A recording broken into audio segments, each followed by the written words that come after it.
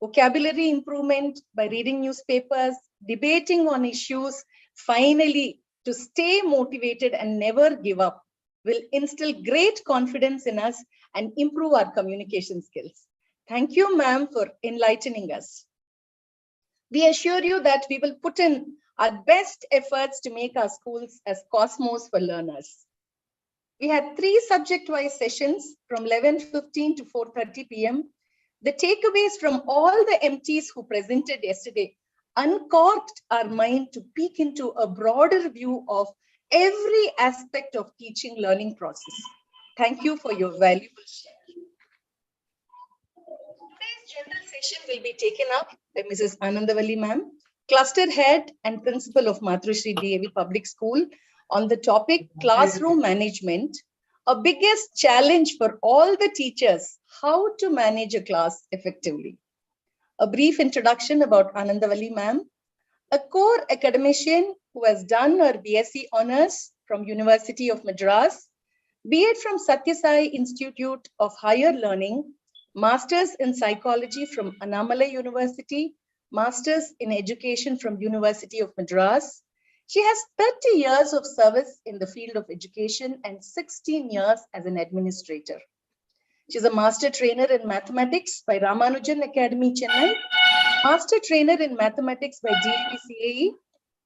She's a CBSE resource person for workshops on inclusive education, remodeled assessment structure, career guidance and counseling, classroom management, upholding ethics in schools. A person who chose to be a teacher not by force, but by passion, who believes that education is a God-given blessing, a blessing to her, and wishes to give back what best she can to the society. We're all waiting for your session, ma'am. It's over to you. Lakshmi, thank you for those warm words of introduction. But before we begin, we would all like to stand up for the DAV Gan, and then Yes. we will have the DAV Gan. Kindly play the DAV Gan.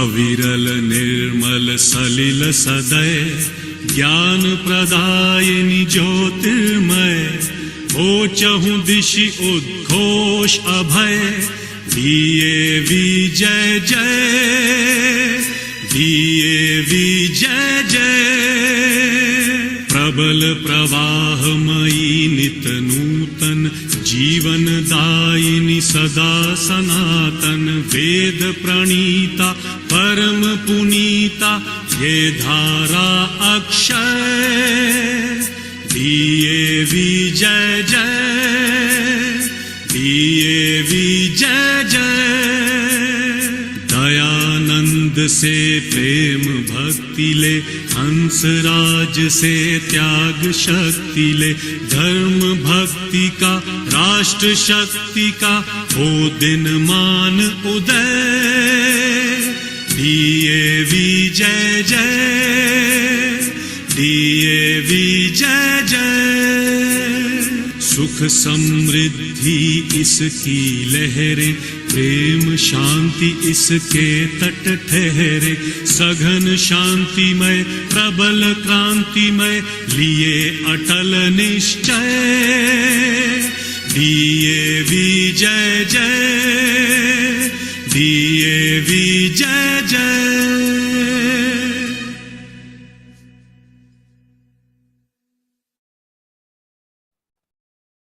Thank you.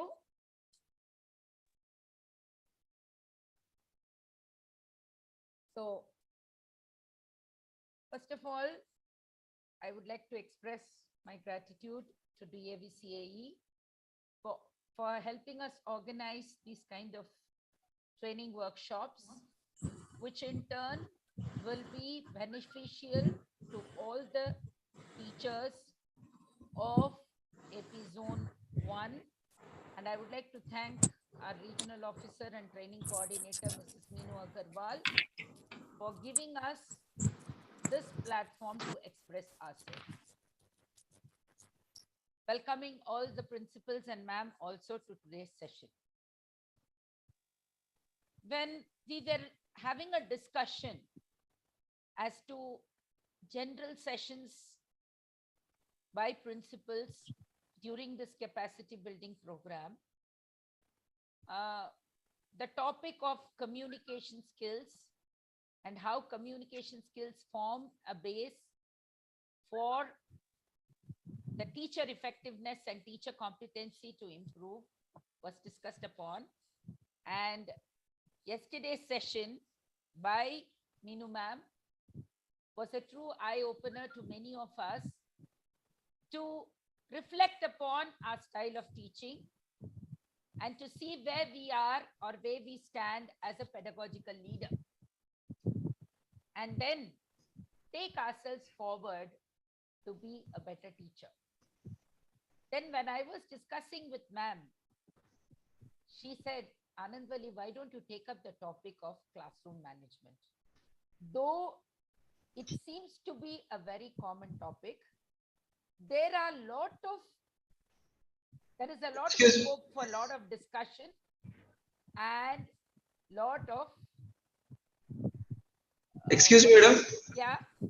Madam, your voice is little low, not audible clearly, please. One second, let me check.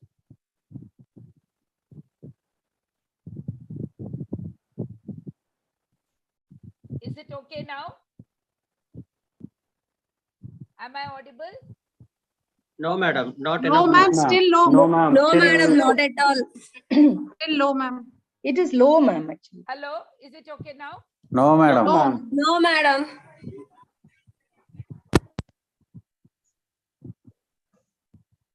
I'll speak without the mic. Now am I okay? Yes, Very ma'am. clear. Yes. Yeah, it's clear. Yeah. It's clear. Yeah, You are able to. yeah, Yes. yeah. Thank you for updating me. Yes, when the discussion happened about the topic to be taken up for the session today, the topic of classroom management came up, though it is a it seems to be a very simple topic and a very common topic which every trained teacher must know. But there are small nuances and lot of detailing that I think we must refresh ourselves upon. So when I was going through literature and when I was going through the material, I also do workshops for CBSE on 2-day classroom management. So I just had to pick and choose what is most important that can be delivered in a 1-hour content. And then I felt that with more examples and more practical things and trying to throw open things for discussion to you, classroom management can be a better workshop. So before I begin, I would like to know from few of you, what according to you is classroom management? Please unmute yourself and speak. I would like 3 people to answer.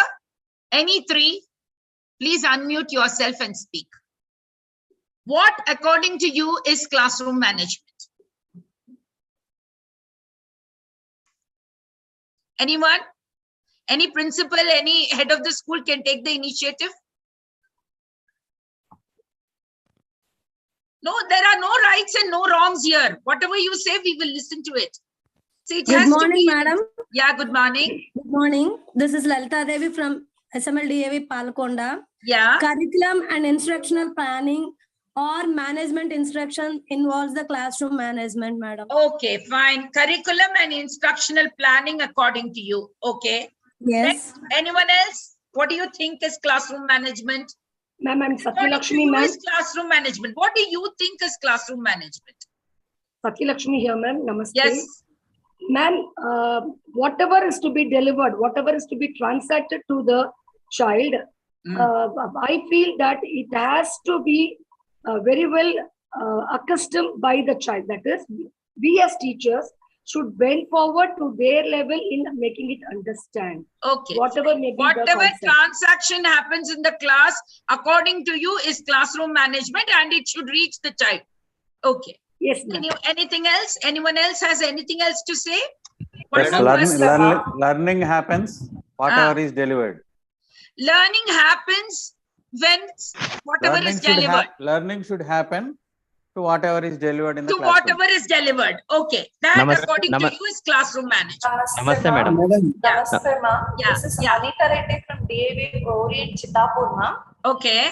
Ma'am, according to me, the classroom management refers to a different type of skills and even the techniques and whatever we are teaching, whether it is reaching to the children or no, and in an order way, in organized way. Okay, fine. Okay, madam. Namaste, madam. One more.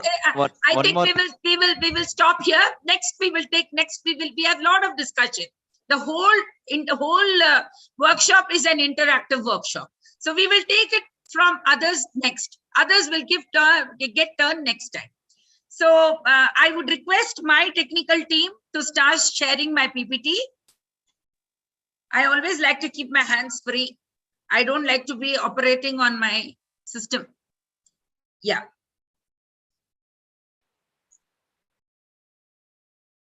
Yeah, next.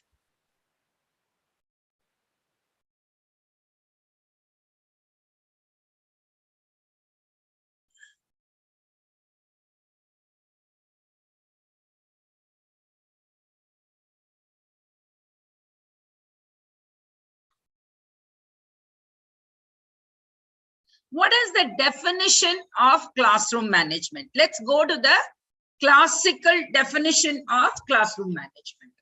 Yeah, next.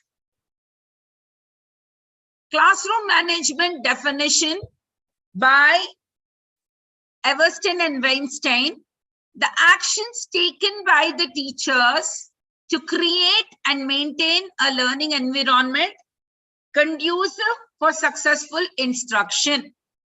So the environment should be conducive for successive instruction. And what are the actions taken by the teachers to create and maintain such a learning environment is classroom management. One more definition: classroom management is the way of organizing resources, pupils, and helpers so that the teaching and the learning can process in an efficient and safe manner.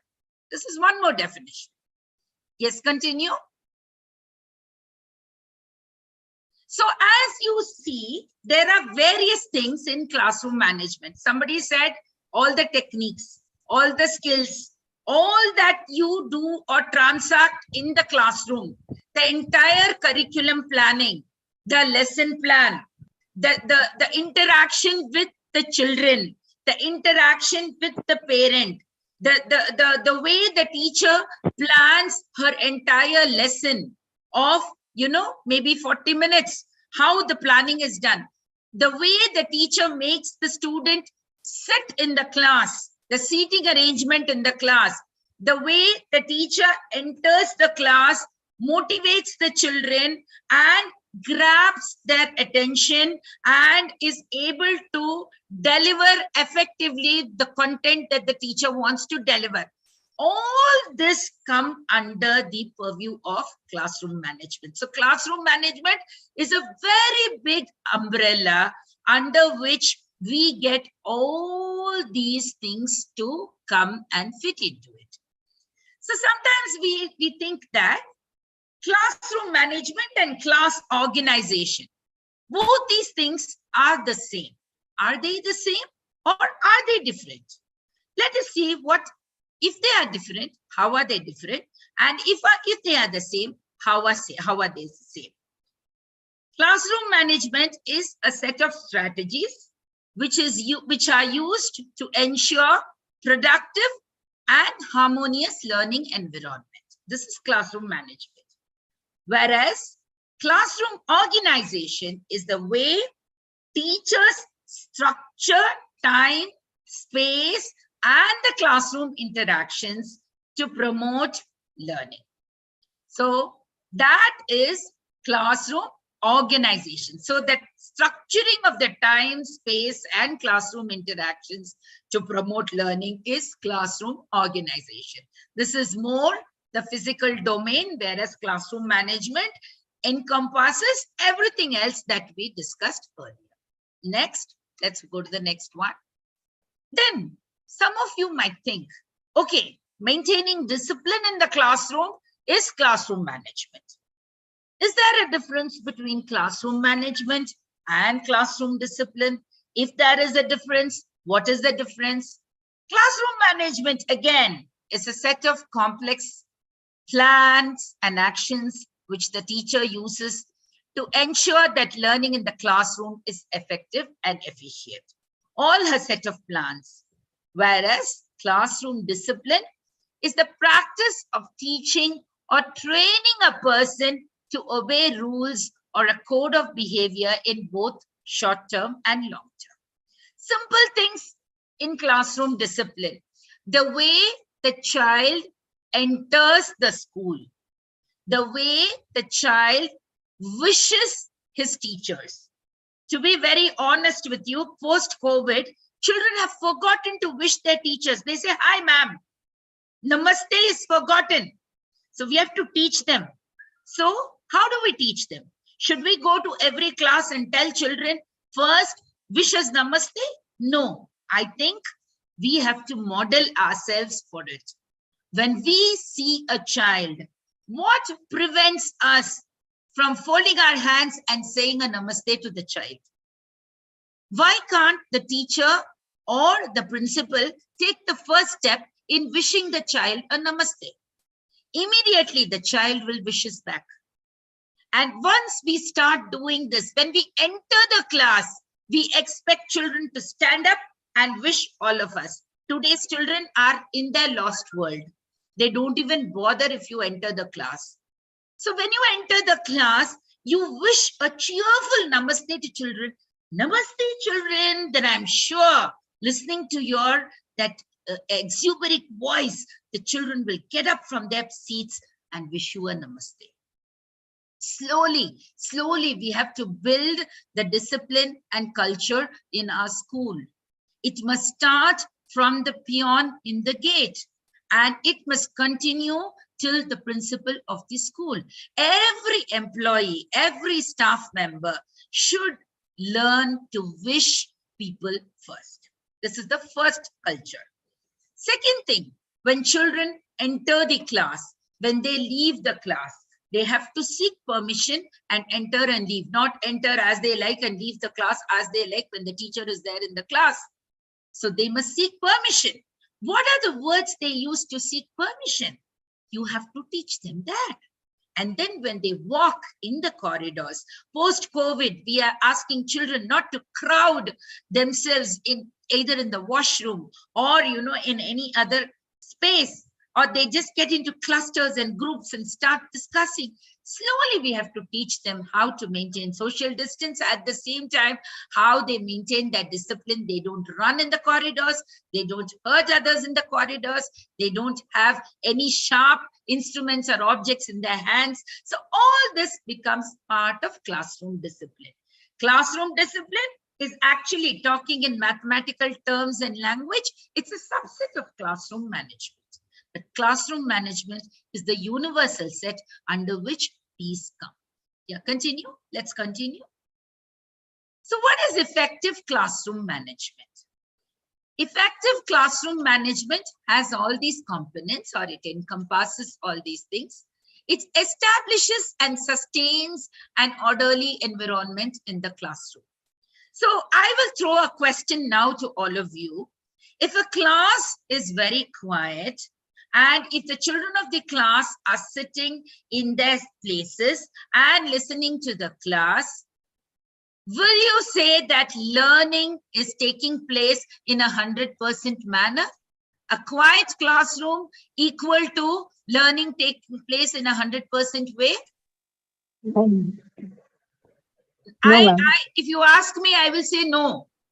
No. I will say no. I will say no. A quiet classroom can be a quiet classroom because children are disinterested in what you're teaching. If you are all quiet when I am asking you questions, I will suddenly start thinking, what is happening? Oh my God, am I not transacting it properly? So a quiet classroom is a very wrong signal for orderliness. There has to be participation. Children can't scream and shout. Children have to speak in turns. Children have to take their turn to speak. Children have to wait in queue to speak. But at the same time, there has to be orderliness in the way they sit, in the way they move, in the way they go about. Unfortunately or fortunately, we are into this kind of a schooling system where we make children sit in the classrooms. The earlier, somebody's mic is on. Please mute yourself. Please mute yourself. Yeah. So we are in a system where children who were studying under the Gurukula system, under the trees in the Pathashalas, have moved to a classroom setting. And we are such an overpopulated country that we do not have huge areas of school space where we can make children sit and learn as they like. So that's why we have to do our transactions in our classroom. See, I remember when I was in school, I studied in Keys High School, Hyderabad. It's a huge campus. We would never sit in our classroom for lunch. We would go and sit under a tree and have our lunch. Today, with 1 acre, 1.5 acre space for schools for 1,500, 2,000 children, how can you make children sit under a tree and eat? Then the whole school will be, roaming around the campus. How can you manage? Children will be running, children will get hurt. So we have to form our own disciplines or our own rules in order to maintain safety of children. So effective classroom management establishes and sustains an orderly environment in the classroom. It increases meaningful academic learning because the teacher has planned the entire lesson in a very beautiful way. Her introduction, her lesson, her recapitulation, and then her evaluation, and then her activity schedule for the period is planned in a very nice way. She's made her curriculum planning, she or he, and her lesson plan in a very beautiful manner. It also facilitates social and emotional growth. When teachers appreciate children for the little things that they do, they build a great emotional bond with the child. At the same time, you must also know, don't go on simply appreciating children. Children must also know where they have to be told a no. A no is a no to a child. And a teacher has got every right to tell a no to the child if the child is resorting to something wrong. So there the emotional growth of the child happens.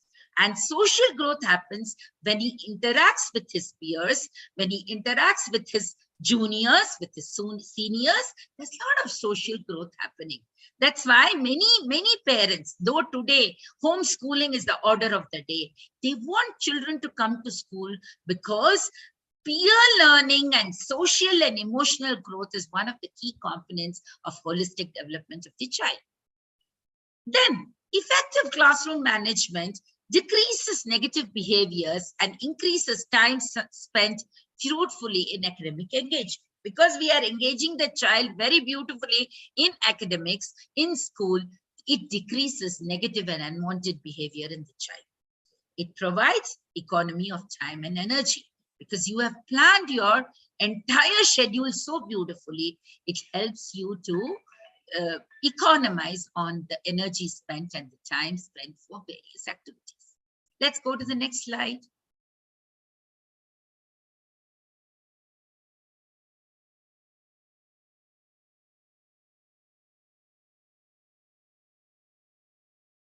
Yeah. Classroom management, the various principles. Create classroom rules with your students on day one. Create rules for the class. Maintain the classroom rules, routines, and schedules, but be flexible and leave room for fun. Give space for fun. When students are engaged and excited about learning, less management problems arise. See, I would like to use all these three points together, that when you enter the class, the first 5 to 7 minutes of a teacher are very crucial in grabbing the child's attention. Start with a story, start with a riddle, start with a puzzle, start with a small game, start with some activity, and lo and behold, you will have the attention of all the 40 children in the class. They will all get glued to you. So the first 5 minutes that you do not transact the curriculum, but do something else to catch the attention of children is very important for your successful execution of your entire class. Use your voice inside, wait for your turn, and raise your hand.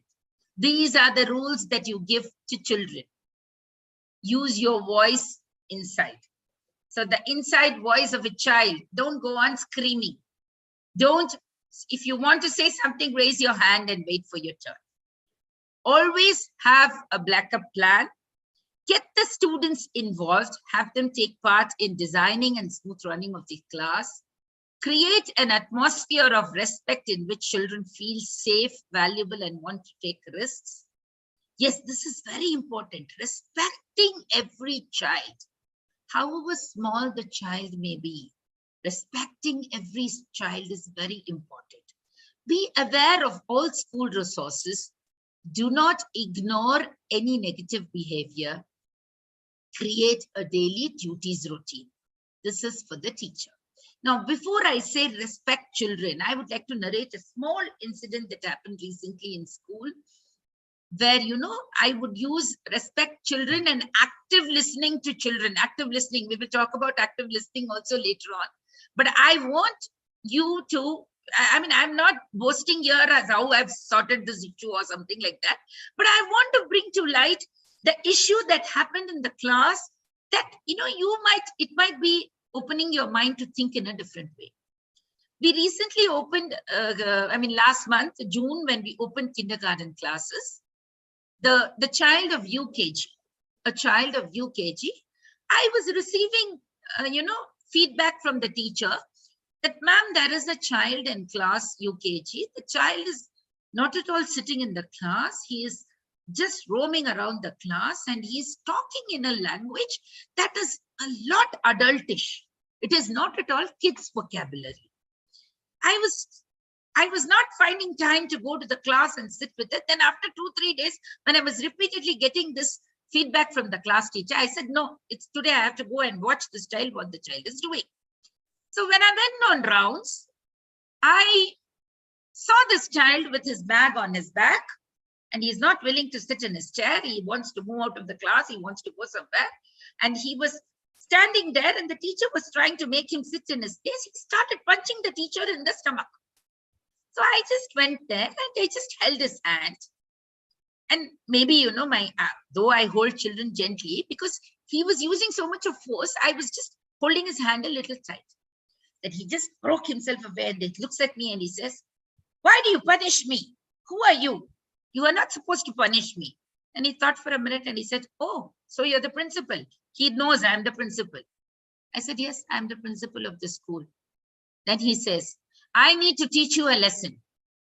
And I need to teach the teacher a lesson. I got a shock. What is this? A child of class UKG trying to speak that I need to teach you a lesson. And slowly I diverted the topic. I brought him outside.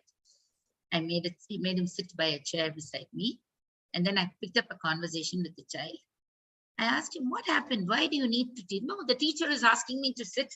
I don't like it. I don't want to be in the class. So I need to teach her a lesson. Then you punished me. You caught me very, very, very firmly. So I need to teach you a lesson. So then I said, okay, if you have to teach me a lesson, what will you do? Then next dialogue. I have weapons in my home with which I'll cause you harm. I got the second shock. A child talking about weapons. Slowly. Child is not at all willing to listen to anything that he says. He's talking very, very, harsh and adult language. So immediately I called the class teacher. I said, child, you needs to be counseled. Then I was talking with the child. I told him, you're a very good boy. Then I asked him what he brought for snack. He had brought a piece of cake. He doesn't like cakes, but his mother had given him a cake. He liked fruits. Then he saw the teacher's snack box was having fruits. He went to the teacher, borrowed her snack, ate it. All this happened, and I observed him for about 15 to 20 minutes or nearly half an hour. Then I came back and then I gave a call to both the parents. I said, I want both of you in my school today afternoon, but don't bring the child, leave the child with someone. I just want to speak to you. Then both the parents came, both are working, both are very well educated. And then I directly asked them why this child is speaking all this. Then slowly, the father came up with the explanation that because the mother was, very busy with her work at home, she used to make this child watch English movies. And he has watched this cartoon movie, Toy Story, in which toys, get life and they are the weapons. And there is a dialogue in that where everybody needs to be taught a lesson. So the father then said, I didn't realize my son has got this vocabulary and he's using this with everybody else. Ma'am, even the neighborhood children have complained to me that my child has got this vocabulary and he's telling everybody, I need to teach you a lesson and I'm going to harm you. I said, do something. Don't show him that Toy Story. Hide those toys somewhere. Get him some other things to play. Let him get a change of environment from what he's doing. And we have to, and I told the teachers also, don't behave in a harsh way with him or talk in a harsh manner. Of course, nobody talks in our school in a harsh manner, but sometimes, the child is already angry about things. So we must calm him down. We must convince the child. We must talk to the child and we must do things. So then, slowly, it took him nearly a month. Now, slowly, he's settling in the class. He's now at least sitting in the class. He's not running around the class. He's not telling others, I'm going to teach you a lesson. This is not happening. So what I'm trying to tell you is, when we face a problem in class, we need to go to the root of the problem rather than passing on the blame game. The father is not taking care or the mother is not taking care. Somebody is not taking care. Actually, they are very well-educated parents. They've got the grandparents nearby, everybody. There's nothing. And the child's vocabulary, accent, the way he's speaking is far above a UKG child. So we had to go down to the basics to really sort out things. Yeah. Can we go to the next slide? What are the factors affecting classroom management? The environment, the teacher-student relationship, student-student relationship, and motivation. When you mean by environment, we are talking about the classroom environment. The classroom environment is composed of right from the chair to which this child is sitting, to the way the benches are arranged in the classroom, to the ventilation in the classroom, to the way children feel comfortable in their class. If it's a dingy class, children will not feel happy. If it's a very hot day and children are very stuffy, places like Visakhapatnam and Chennai in the months of March and, February, it's too hot. So you must ensure there are sufficient fans in the class. Of course, we don't go for AC classrooms in DAV schools, in our schools, but sufficient fans to give them ventilation. The classroom should be well ventilated. And if it is the rainy season or if it's raining heavily and there are dark clouds surrounding, you must have sufficient lights in the class. So everything matters. Teacher-student relationship, how the teacher treats the student and how the student reciprocates. So again, we go back to our previous discussion on giving respect to children. So give respect to children, treat them with the dignity they deserve to be treated. And you will observe that they will listen to you in the most beautiful manner. If you scold them, they will not listen to you. But if you treat them with a lot of dignity and respect, they will definitely listen to what you are trying to put across to them. Student-student relationships between students, between the students of the same class, between students of higher class and lower class, between lower class and higher class. So there must be a buddy relationship, there must be a peer relationship, and children must they must have bhaiya, what bhaiya is saying, what Didi is saying in the school, the head boy, the head girl, the house masters, the clubs, various committees, the children form themselves into group and they have their own bonding. That should facilitate good classroom. Then motivation, most important factor that makes classroom management a holistic or completely successful. How you motivate children. In order to motivate children, first a teacher should be intrinsically motivated to be a teacher. If the teacher is not motivated to be a teacher, right from the body language, right from the way the teacher conducts himself or herself, right from the way the teacher walks, the teacher's stride. If you have a droopy shoulder and you have a very, very worrisome face, and if you don't smile at all at children, that's going to affect children very badly. So whatever your troubles are, leave your troubles out of the classroom. When you enter the classroom, you're going to transform your persona into a different person. And you are going to put on that, that role of being the facilitator, the mentor, the guide, the friend for the child. And that approachable person for the child to whom the child can trust and, come to you if you have any issues, if they have any issues. Yeah, let's continue. What is classroom management?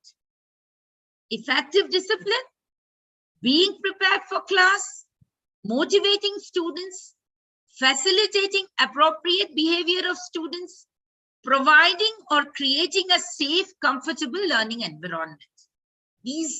All these are components, or this is what classroom management is.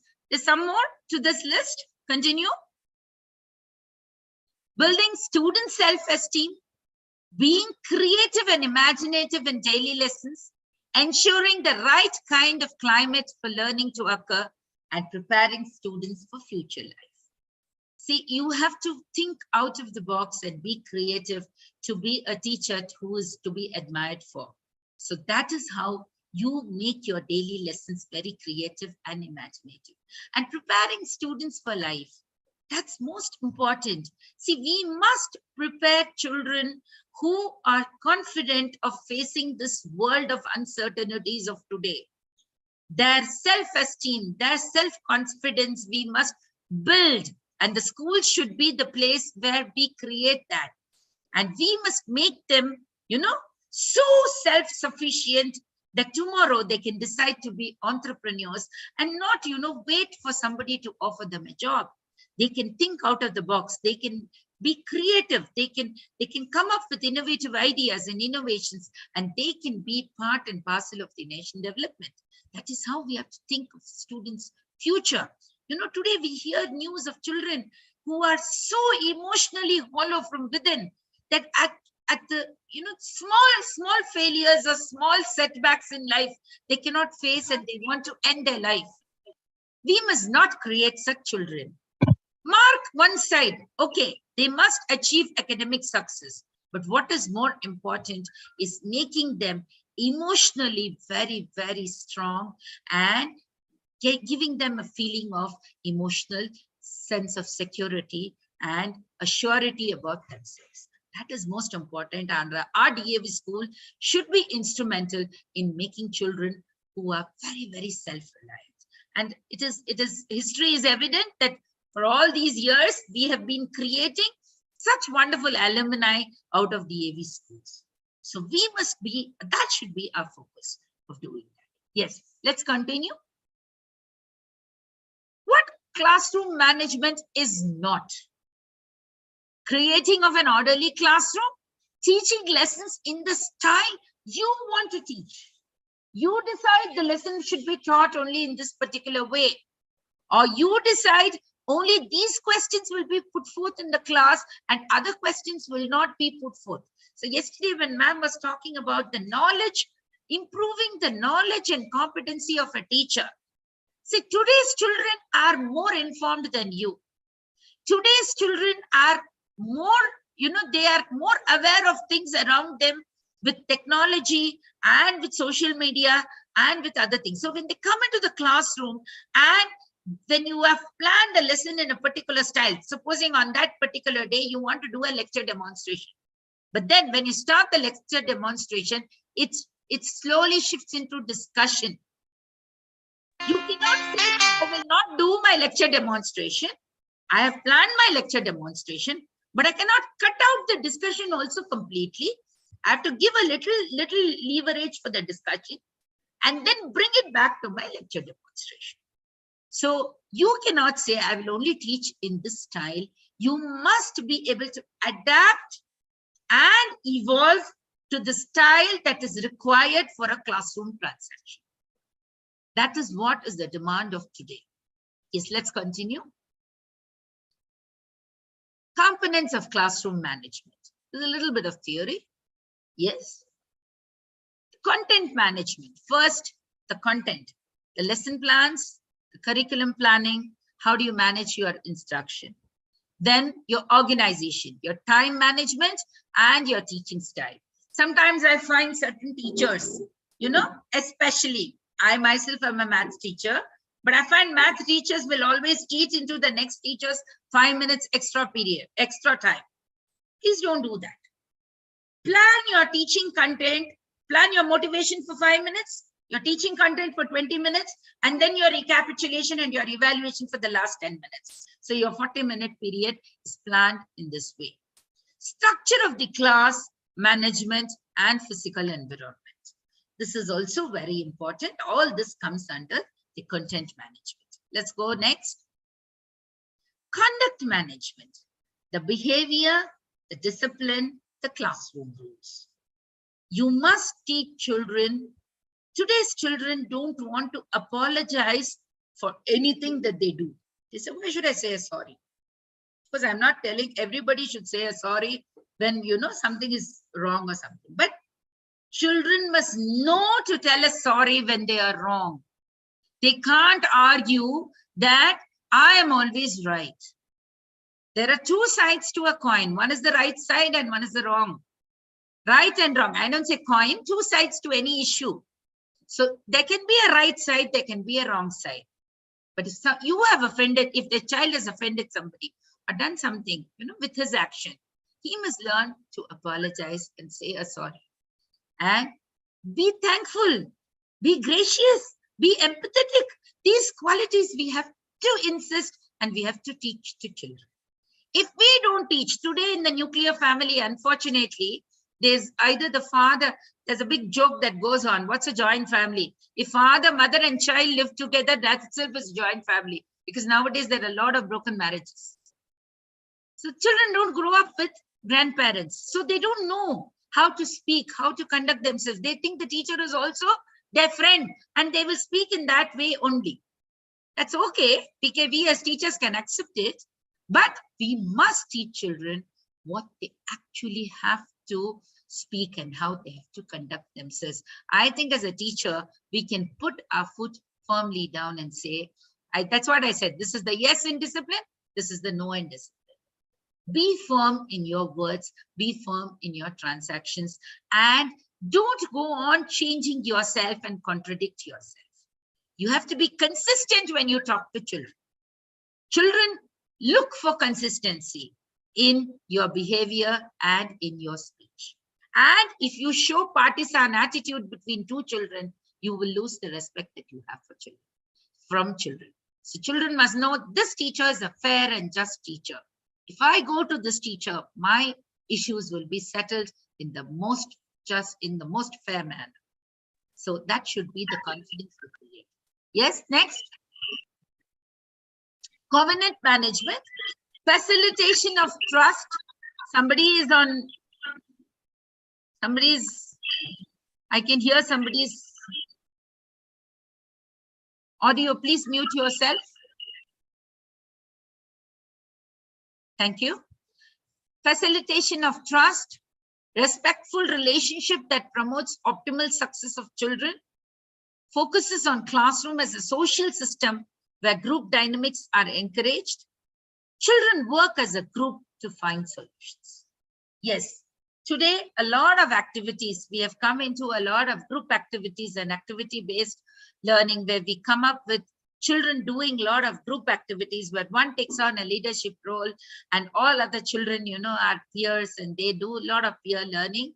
That is helping children to work as a team where group dynamics are encouraged and teamwork really excels. Because even when they go for their jobs, they always work as teams. You're always a team.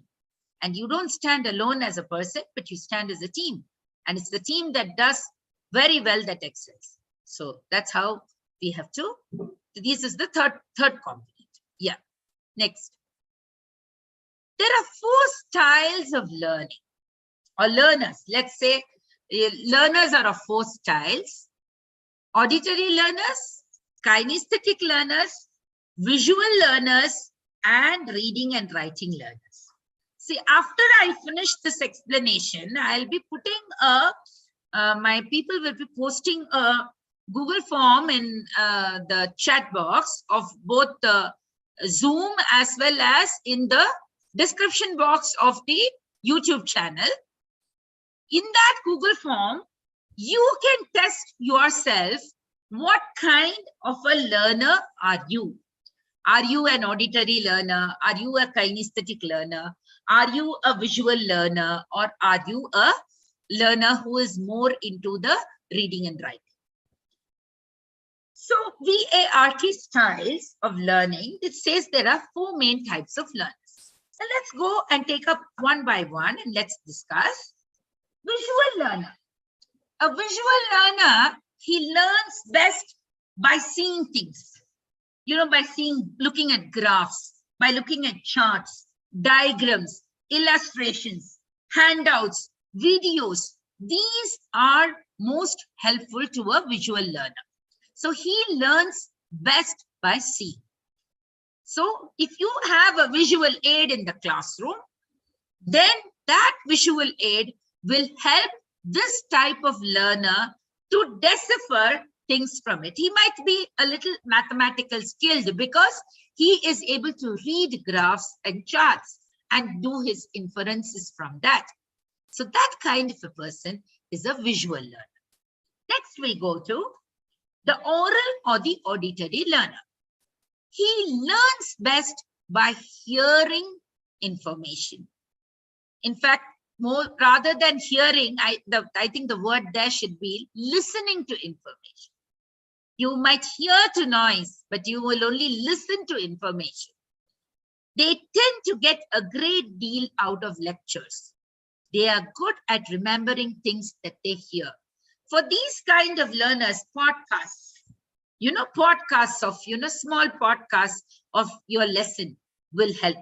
So if a teacher can create a podcast and share it with the children, if the child wants to listen to the explanation once again, then he can listen to the podcast and he can learn. Or if there is an internet resource in which a podcast of a particular concept is available, that can be shared with these children because they listen, they keep listening to lectures and they prepare their notes and they learn. This is the other kind of learner. Next, let's go to the third kind of learner, the reading and writing learners. They prefer to take in information displayed as words. Learning materials that are text-based are preferred by these learners. People who read books and who take down notes and who make their points and learn. These kind of people come under reading and writing learners. Then let's go to the next. Kinesthetic learners. They learn best by touching and doing. Hands-on experience is important. Usually people have a blend of learning styles. There's no right or wrong style. Yeah, kinesthetic, they learn by doing. They touch, they feel, they do that, they assemble, all the mechanical things that they learn.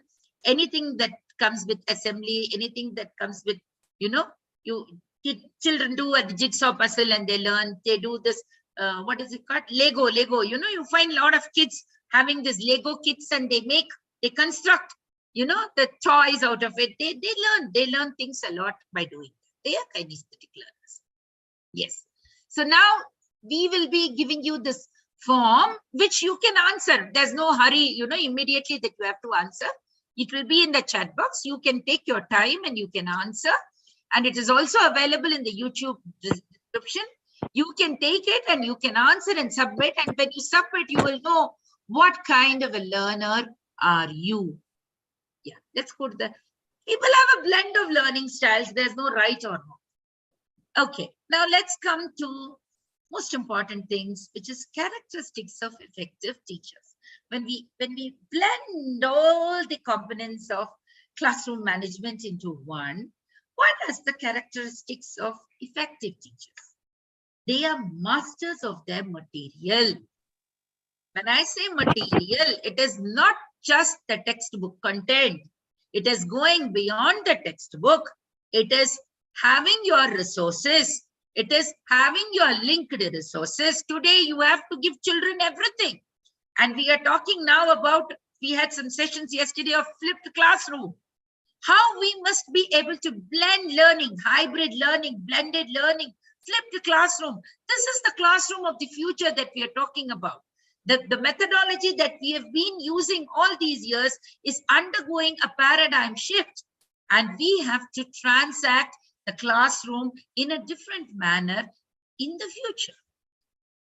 They are well prepared and well organized. They are very enthusiastic about the topic to be taught. If you yourself go to the class and announce, oh my God, today I'm going to start algebra to you, and algebra is the most boring subject, which child will listen to you? Nobody will listen to you. Nobody will listen. Nobody will pay attention. So you can't say, we have a saying in Telugu, I know math teachers will relate. They say algebra gunda gabra. That means you start panicking when you see X and Y there. And I would like to share one experience of mine here. In fact, my niece, she stays in the UK, and I was with her for the last 2 years because of the pandemic, teaching her mathematics online. And she and a couple of friends, they used to come and attend classes. What I found with those children, the minute they see an X and a Y, or they see something solved, their mind goes blank. Whereas you give them a huge word problem, they will break it down into components because their language skills are good and they will do that sum. But our children, the children in our Indian schools, solving X, Y, they'll do like this. But if you give them a huge word problem, they will fumble, they will do something, and they don't know how to break it down into components, and then they will fumble. So it's a good thing that today, assertion and reasoning questions, case-based questions are there in the paper because it prepares the child to break down the entire question into smaller components, to comprehend, to understand, and then to deliver. So the same thing applies to the teacher as well as to the student, breaking down the huge thing into smaller components and making it easier for understanding. The teacher must be warm and approachable, alert and watchful. You have to be very watchful because today it's not just physical things that children get affected with. A lot of mental health issues also. A lot of children who are, become depressive. A lot of children who have got some, and the pandemic period was unfortunately a time where children were also subjected to a lot of physical and verbal abuse at home because parents did not know to whom they would take their frustration upon. So children became their targets of abuse. So somewhere you have to be very watchful in the class. If a child is a loner, if a child is not interacting with other children, if the child is not, up to the mark, suddenly he's falling low in his grades. What is happening? You have to dig into the cause, go into it and be there for the child and give the child the emotional, the emotional support that the child needs. Fair and consistent. Be firm and reasonable, fair and consistent in what you're doing. Yeah, continue next. Seating arrangement in the classroom. This is also very important. Traditional type, the horseshoe shape, in clusters, or the runway type. Let's just see how they look like. The traditional is this kind of a bench arrangement where the teacher is in front of the blackboard and children are seated. All of them are in rows and columns and seated. The horseshoe type, where the table is placed in a U-shaped pattern and the teacher initiates a discussion, or teacher is, the children are able to see each other and they are able to, interact with each other. In this first kind of interaction, it's only teacher who is interacting with the student. But in the second one, there is a possibility of students also interacting among themselves and also interacting with the teacher. This can be used for more of demonstration purposes. Yes. Third one, clusters, where children are grouped together into clusters for all our group activities. We can do that. Or the runway, one side and other side chairs being placed when debates, discussions, when children are divided into two groups and when this thing happens. So the teacher can decide if by changing the setup of the class, children are very good, hands-on, little bit of movement of the desks here and there will change the facade of the class. Once the facade of the class changes, children feel, oh, we're going to do something different today. And there's a lot of enthusiasm generated in children. So these small things can create a difference to what you transact in the class and to the effectiveness of your transaction. Yes. Yeah, there are 4 classroom management styles. The authoritative teacher, the authoritarian teacher, the permissive or democratic teacher, and the detached teacher. Now let's see what we are, or what each type of classroom management style is or classroom management teacher is. Authoritarian teacher, the authoritative teacher or the authoritarian teacher. I'm taking up the authoritarian teacher first. He establishes strict rules and regulations for children without giving reasons for the rules and regulations. He expects swift obedience from the students. This is authoritative teacher. Authoritative, I'm talking about the authoritative teacher. He only says, this is my rule and everybody has to follow it. He has complete control on students. Demanding a lot. He demands a lot. And from the, demand, when I say demands, not in terms of money or anything, it's very demanding that he doesn't accommodate children.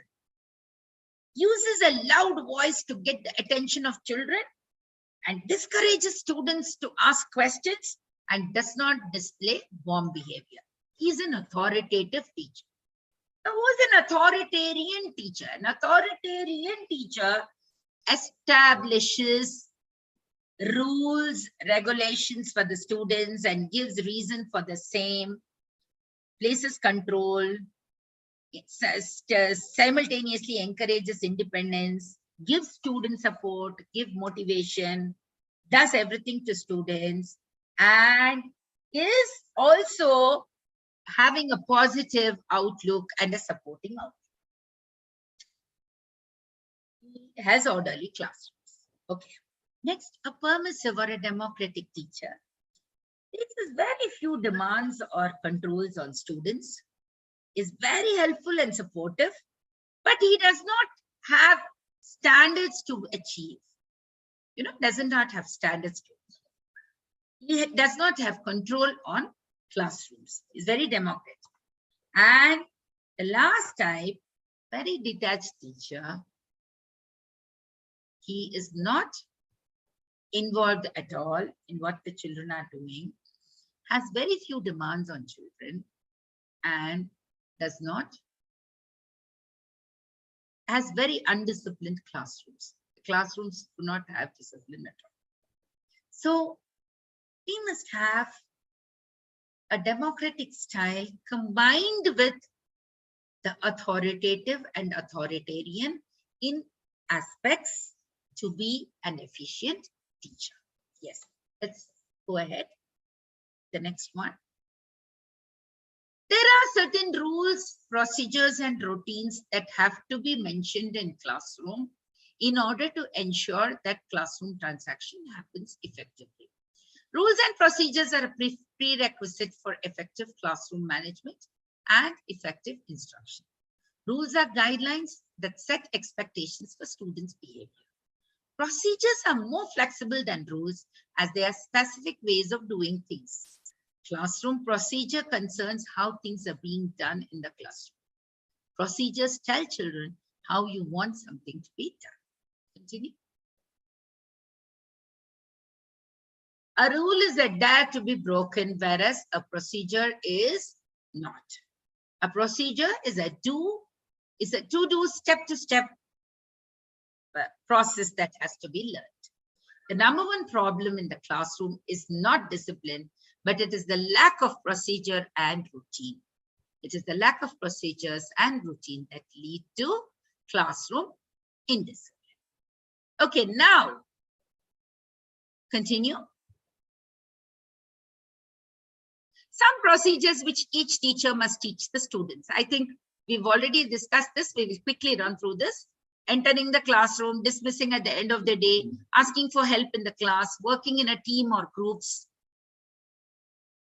collecting and returning student work, moving about the room, getting materials without disturbing others, going to the library. I would just focus on this collecting and returning student work, one point that teachers must make note of. Usually I find teachers, maybe it's not happening in your school, but I have observed in schools, they will send one class monitor to collect all the books and bring the books. Then the monitor will collect 20 books, and then the books will be brought to the teacher. The teacher will correct the book and then send it back to the class, and somebody will distribute it. Then one child will suddenly get up and say, my book is missing. So in order to ensure this doesn't happen, the teacher must have a diary in which the teacher notes down. I would request you to mute yourself. Yes, the teacher must have a diary in which the teacher collects the books roll number wise and returns the book also to students roll number wise. So it's the teacher's responsibility. And if somebody is distributing books in the classroom, there must be a student who is nominated as the book in charge, or not just one student, 2-3 students. Who in charge? Hello. In January, I am going to retire. They must be the people who are distributing the books. And if any child has not received the book, then if the teacher has not sent the book back to the class, the student must immediately report to the teacher, ma'am, this roll number's book is missing. And if the teacher has her tabular column made out as to whose correction she is done for the day, she or he knows whose books are pending. In fact, when I do book checking in school, I make my own tabular column. I even note down which child of which section of which class has not completed his classwork. Teachers, when we go down to nitty-gritty, it is a lot of hard work. Nothing is easy. Once you decide to be a teacher, you better put your 100%, not 100%, 200% into it. Only then we can get 100% results. Otherwise, we can't. If we ourselves don't know which child is having his work incomplete, whose assignments are incomplete, whose homework is incomplete, who is the child who goes on dodging us, then I think we are a big zero as a teacher. We must have our data with us very clearly as a teacher what we are doing. Yes, let's go to the next one. Communicating effectively with parents. Parents are the most important and influential persons in students' life. Their attitude affects the students' feelings and behavior. Parents are delighted to hear about their ward's progress and achievements in the school and also expect to be informed immediately when problems arise. Usually teachers delay in informing parents when their children are not doing well, or when remedial measures have to be taken. Parents become very angry. They say, what were you doing all these days? Why as a school you have not updated us? We have to work together as a team if we have to bring development in the child. So that's how we have to take things up with parents. We must not go on a blame mode. And if the parent starts blaming the teacher and the teacher starts blaming the parent, this tutu meme will go on forever. This will never end. So we must have a very, very empathetic approach towards each other if we have to work in the interest of the child. If we go on a blame mode, we cannot work for the interest of the child. Yes. Continue. Effective teachers accept the important role played by parents in the students' lives and implement methods to communicate with parents. Management's treatment of parents in a warm and respectful manner helps foster better teacher-student-parent relationship. Yes, when parents come, please treat them with dignity. Please give them the respect they deserve. They are equally concerned about their child just as you are. Yes. Ways of establishing contact with parents. Send a circular or note in the diary. Class teacher can address a personal mail to the parent. Having a meeting with parents during PTMs. Giving one-to-one WhatsApp call to parent and giving a personal report. Sending periodical progress cards. Organizing a conference for parents. Conference for parents on general issues we can organize. Now this online platform, we are doing that to talk to parents and to get their views. We're doing that. Yeah. Dealing effectively with parents' criticism and confrontation. Parents are your best critics and your worst critics. So greet parents in a pleasant manner. Use active listening to diffuse parents' emotion. When they come with complaints, don't pounce on them. Be genuinely interested. Look at them in the eye and listen carefully. Present a calm and professional manner of speaking to them. Set a time limit for parent interaction so that it doesn't eat into your schedule. Very important. Otherwise, parent will go on disturbing you and your personal time will also be eroded.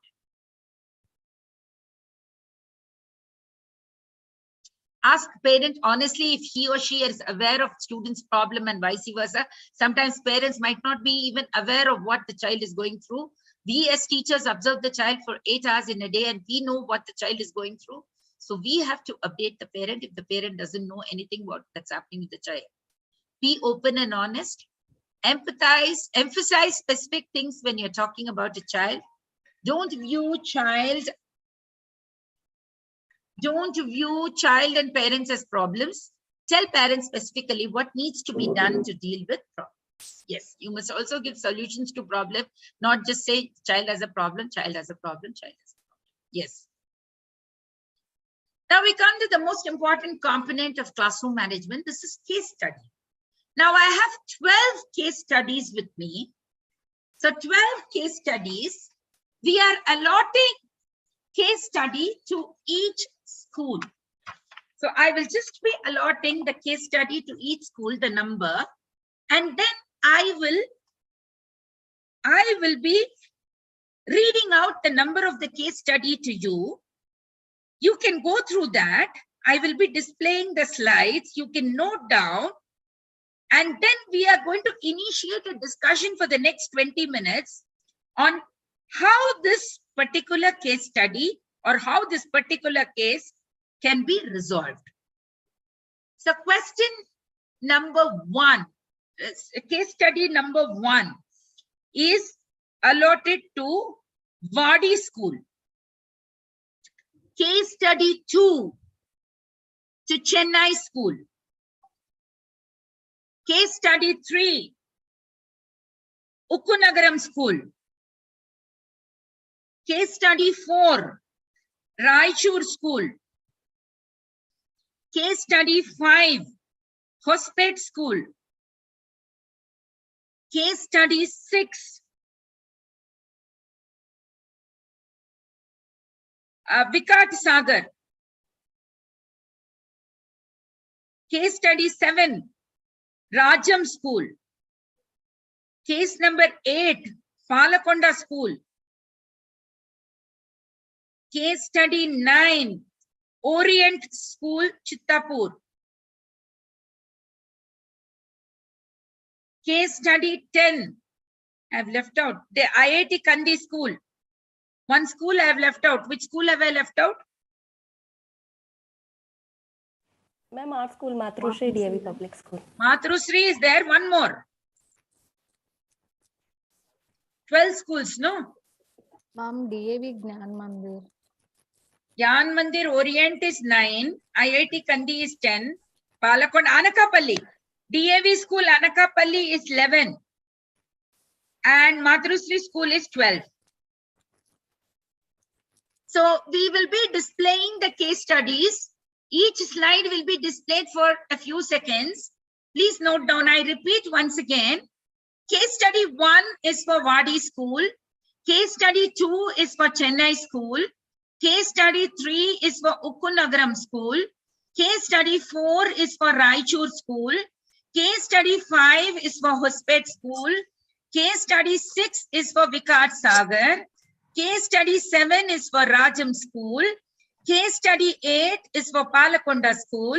Case study 9 is for Orient School, Chittapur. It's Orient Cement Chittapur School. Case study 10 for DAV School, IIT Kandi. Case study 11 is for Anakapalli School. And case study 12 is for Matrushri DAV. Now 1 and 2 is displayed on the slide. Wadi School and Chennai School, please go through your case study. A student, case study 1.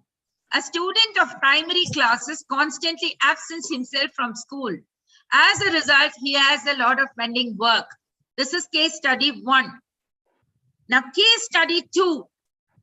2 students of your class, one male and one female, are constantly in each other's company and are not talking to anyone else in class. Their performance in the class is also going down. You have noticed this sudden change. Now let's go to the next slide. Case study 3. A child who is not trusted at all at home is for Ukkunagaram School, case study 3.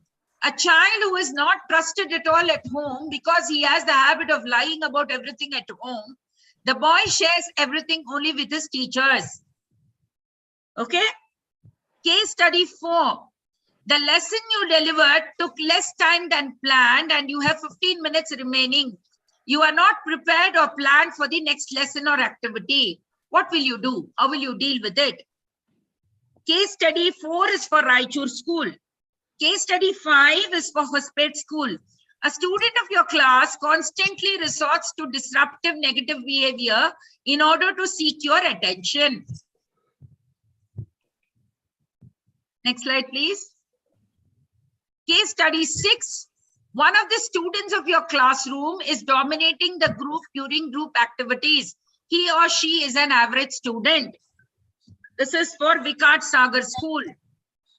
Case study 7. You find children are continuously throwing chewing gum and chocolate wrappers in the toilets, which is leading to toilet blockage.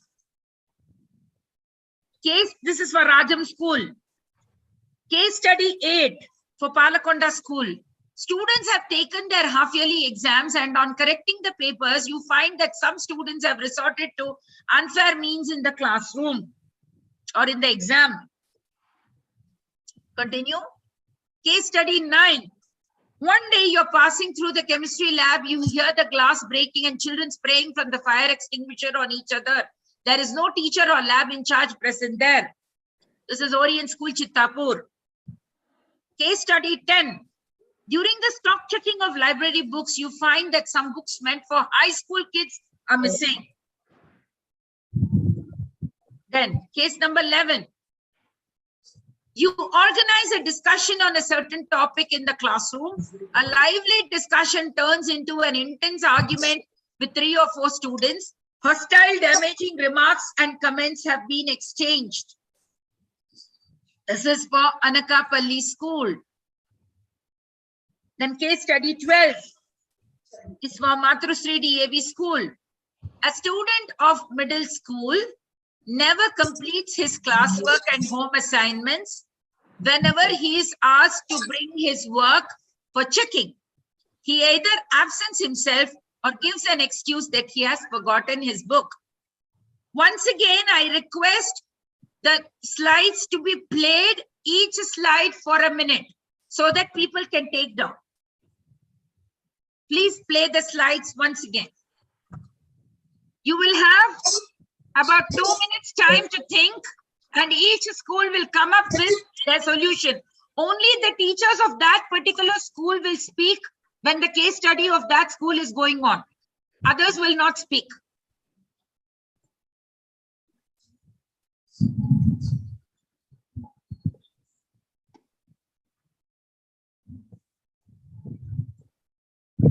Next slide, please.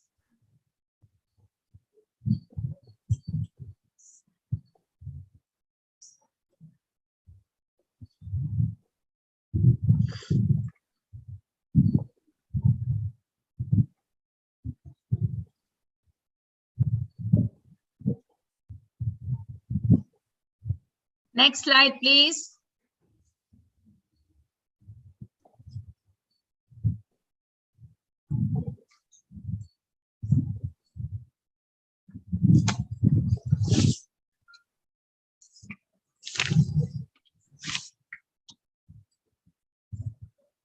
Next slide, please.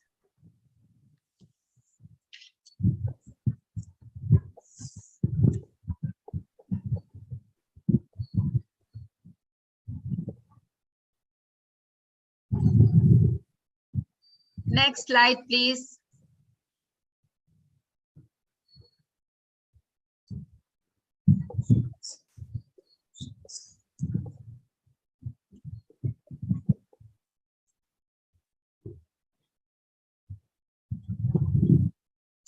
Okay, now who is ready?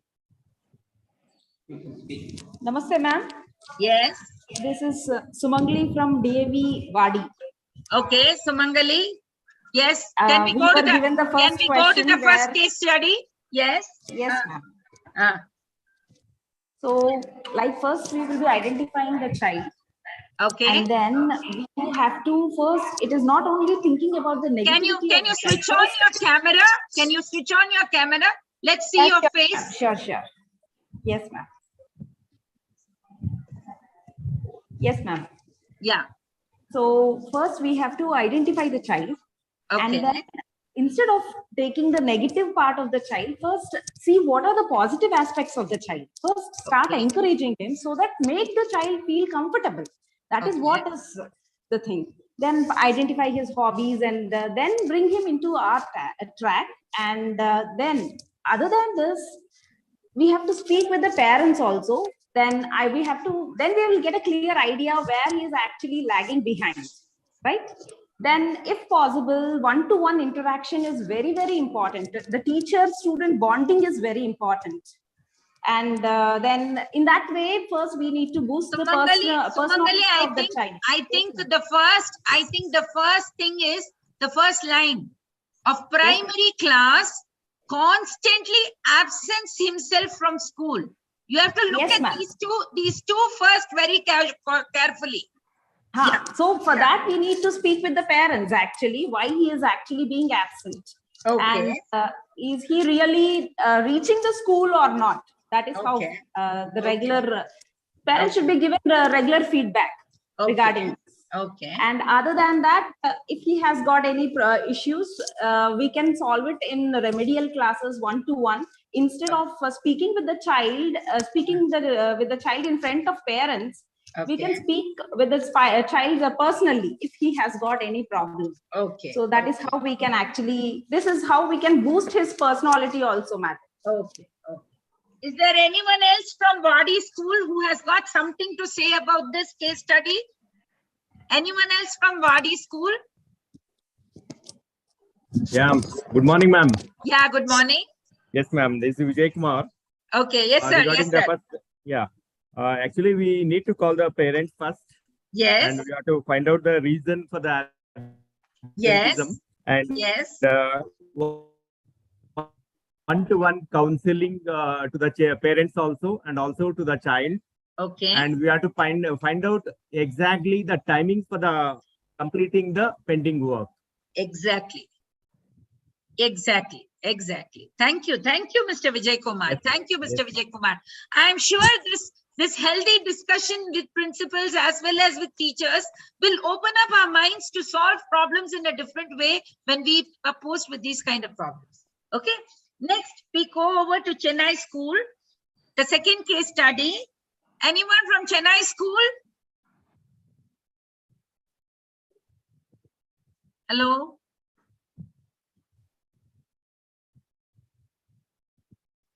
Chennai?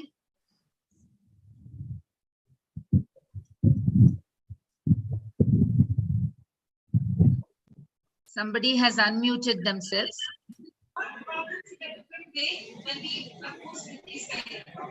Okay, next we go over to Chennai School. The second case study. Anyone from Chennai School? Hello?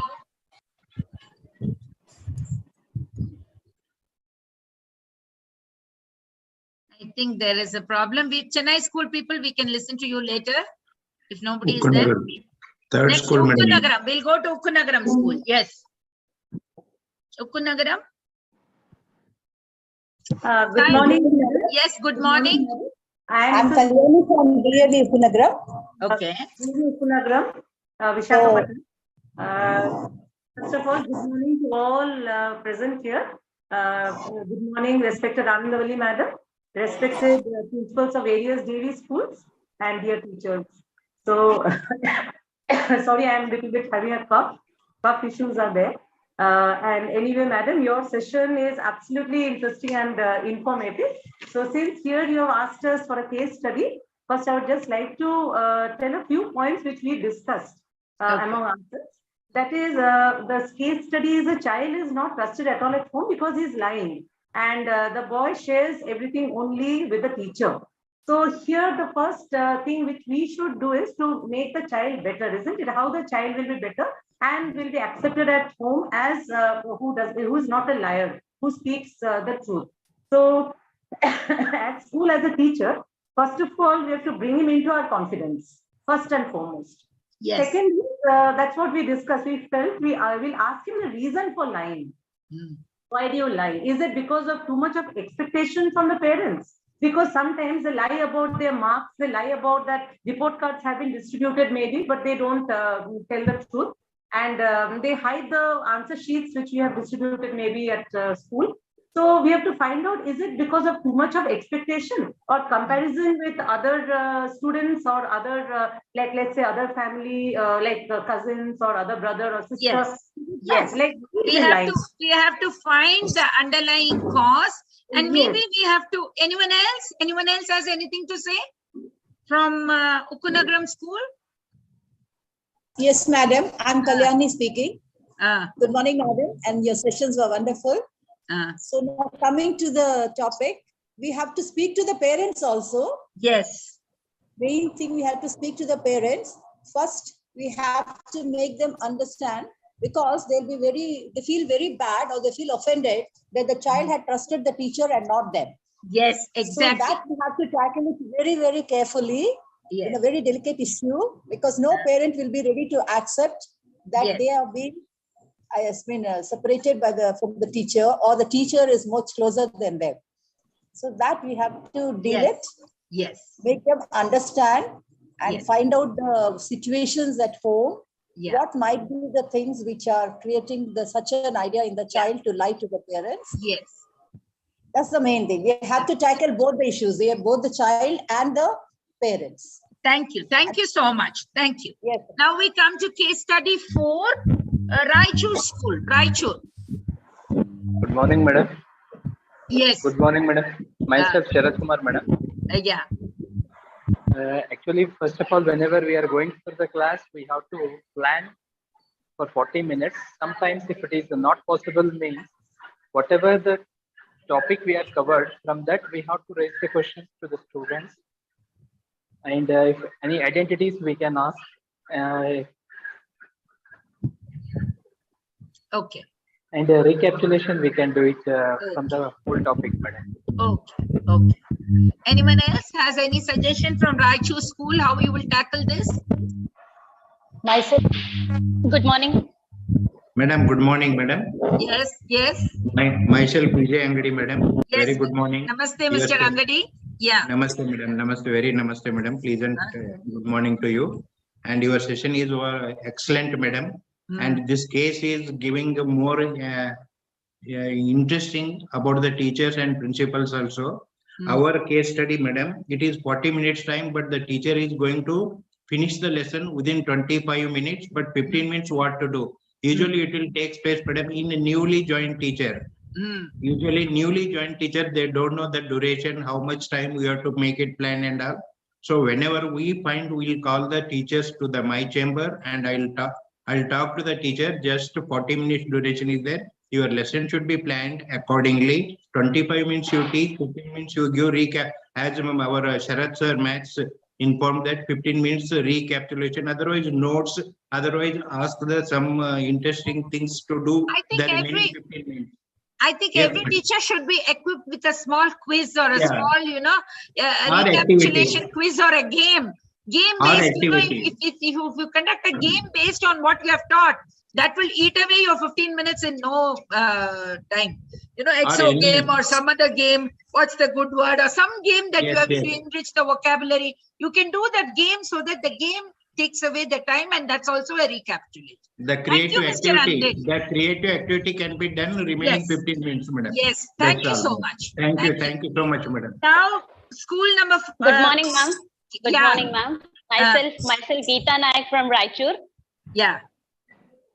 Ma'am, your session was excellent, ma'am. Content is always not the king. So students always want to understand why the content is relevant. So we need to add a healthy dose of skill building up and the value proposition of doing the work, and we have to be stayed engaged. Am I audible, ma'am? Yes, you are. Yeah, ma'am. Yeah. Ma'am, if the teacher lags behind in planning, then it will lead to failure, ma'am.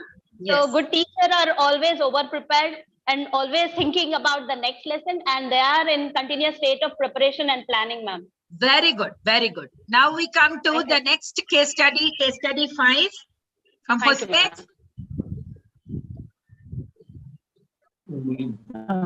Namaste, ma'am. Namaste. Our case study is a student of your class constantly resorts to disruptive behavior or negative behavior in order to seek your attention. Yeah. So whenever we find this kind of behavior, ma'am, definitely we are definitely going to notice that behavior, and we are also going to make him realize that he is being observed. So before showing any kind of a reaction to him and keeping in mind about his behavior, I would like to first go and discuss this with my other subject teachers. Whether he is behaving this way with any particular teacher or whether he is doing the same in every class. And I would also like to know whether in the previous class, like what was his behavior. And then we'll try to we'll talk to the child once. And then we'll try to counsel the child once, ma'am. And call his parents and know what exactly why he is behaving in that way. And find out about his academic progress, or whether is that the behavior is affecting his academic progress or not. Okay. Anyone else from and then we like to find a solution for that. Okay. Anyone else from because immediately we can't react and we can't punish him because knowing that he is still a child, there are a lot of ways that can be. Yeah. Anyone else? Yeah. Namaste, ma'am. Namaste. Myself, Arun from Hospital DAV. Yeah. Ma'am, just what ma'am said, the same thing.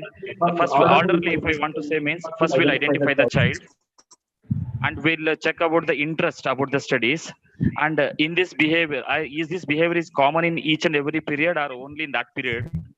And simultaneously, how is the peer group that will identify? And we'll also study the background. And simultaneously, we'll discuss with other subject teachers and also we'll bring notice to the parents, and finally we'll find a solution, ma'am. See, children resort to, to seek attention. They will have either positive behavior or negative behavior. if they are not able to gain your attention through positive behavior, children resort to negative behavior to get your attention. Supposing there's one Rahul in your class who goes on doing mischief. Every time you say Rahul, Rahul, Rahul, Rahul, you will be only speaking about Rahul the entire period. So he gains attention. So there is some attention that the child is not getting maybe at home. Maybe there is a sibling who is getting more attention than him. So these kind of underlying causes can be looked into, and you can counsel the parent as well as the child. Now let's go to case study 6, Vikat Sagar.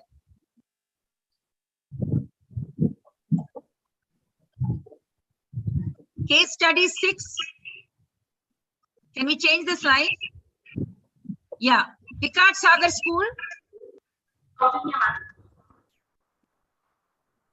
Our case study is one of the students of your class dominates the group during group activities. He or she is an average student. Okay. And in the classroom, the conversation is on one side, that is truly problematic. Okay. So all our students to speak yourself instead of allowing them to speak separately. Okay. Start the question and then direct that question to a specific student, ideally, who usually doesn't talk often. Okay. That person in front of the class, and counsel him and advise him to mingle and respect with the other peer people's opinion in the group.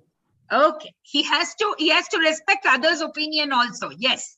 Most important. Here, this is where we talk about covenant management, respecting each other. Yes.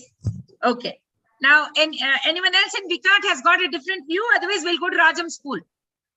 Namaste, ma'am. I'm Sarita from Vikat DAV Vidya Mandir. Yes, Sarita. The most attention-seeking students, or they want their best participation, or extroverts actually do this activity. To make them involved all type of categories of students, we can make a circle and give chance to each and every student so that they can come up. Or is the next strategy is giving a timer. If we set a timer so that each student will stop their topic and they'll move to the next one. Another way is selecting the next participant. One student will talk and he can choose the other participant. No, this is during group activities, you see. Yeah, it's group, dominating during group activities. Yeah, in a group. Okay. In a group. Okay. Yeah. Yeah. Thank you, ma'am. Fine. Thank you. Rajam School. Yes, ma'am. Good morning. Good morning, ma'am. I'm Madhuri from Rajam School. Ma'am, first we'll go for observation. Just we'll see who are the students doing. Then we'll go for counseling and just we'll tell them what problems are created by doing like this and how to save, how to protect the school property. It is the responsibility of each and every student to take care of the school. And next step, we'll give the responsibilities to some of the senior students in the school, and also teachers and students, both of us will monitor and we'll counsel them to protect the school property, and also mostly the toilet situation. It's a very critical situation and children should know if the problem comes the way, how they have to rectify that, and they should not do that. And without parents' involvement, we will try to solve the problem in a positive way, and just will counsel students that they should not do in this way, and because they'll suffer with doing such type of activities. And very positively and smoothly we want to solve this problem. Yes, surely. Anyone else from Raja? Thank you. Anyone else has a feedback? Madam, my name is Kiran.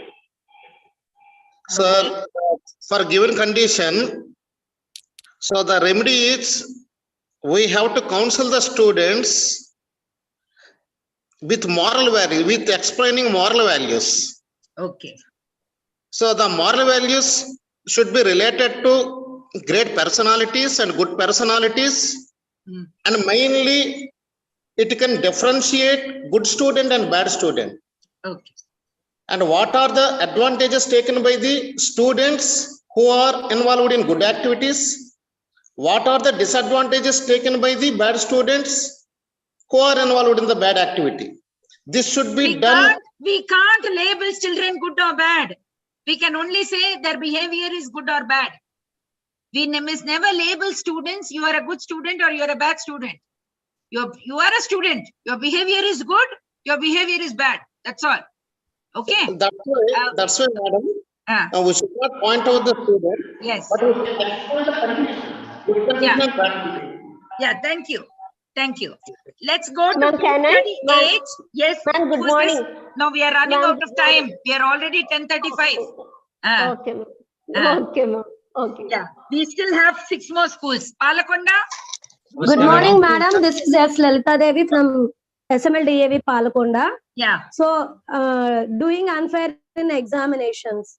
Yes. That is our, madam, this is one of the challenges that we are going to face in initial stage of our profession. First of all, as a teacher of the class, we have to know the full information about the students' behavior. So first of all, if we will come to know the students' behavior, and we will categorize in ourselves, not in their own way. If we will categorize the students, and this type of students can be identified at the initial stage only. So if we will focus on them, so in this case, prevention is the better than the cure that we have to follow. And later, if we are going to identify the student, maybe identifying the student and creating an atmosphere of mutual trust between each other. You telling the child, I trust you a lot. We have to make a personal talk.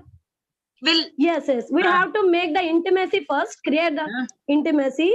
So the student should not behave in such a way. If really he is going to behave, we have to know the cause.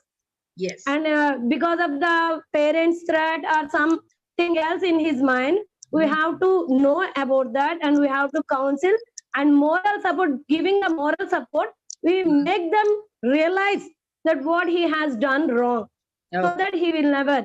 So just like हम पढ़ाते हैं ना madam, if one he is going to know about his mistake, he never go again. Yeah, sure. So हम पढ़ाते भी हैं. So अपने काम के बारे में हमको पता चलती है whether it is. Yeah, thank you. Yeah, taken. Point taken. Now let's come to Thank you, Orient madam. School Chittapur. Thank you, madam. Orient School Chittapur. Your case study. Yeah, good morning, madam. It's Preeta S. Kumar from Orient DAV Gyan Mandir. Okay. First of all, thank you very much, ma'am, for sharing so many ingredients to be handled during classroom management. Okay. Our case study is one day while you are passing through the chemistry lab, you hear the glass breaking and children spraying from the fire extinguisher on each other. There is no teacher or lab in charge present there. Madam, first of all, we should find out whether the children are doing it due to curiosity or they want some attention.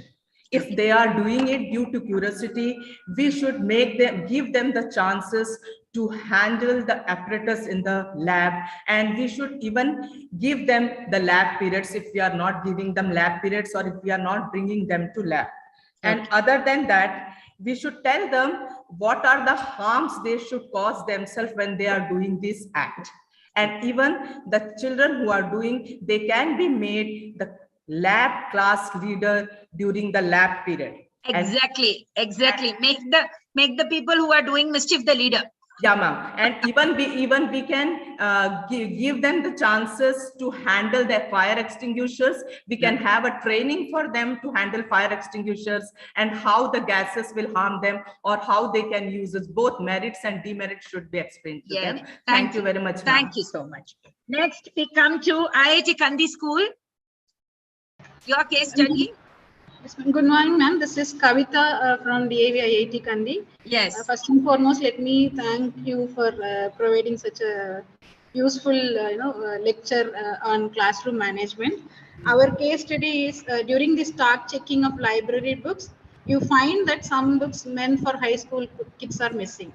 So first step is to check the register, issue register and return register. If the book is still missing, then so we have to call children in groups like class wise, and then interact with them and then get to know which books they like, which author do they like, and is there any purpose behind that, like for fun or to seek attention the children might have done.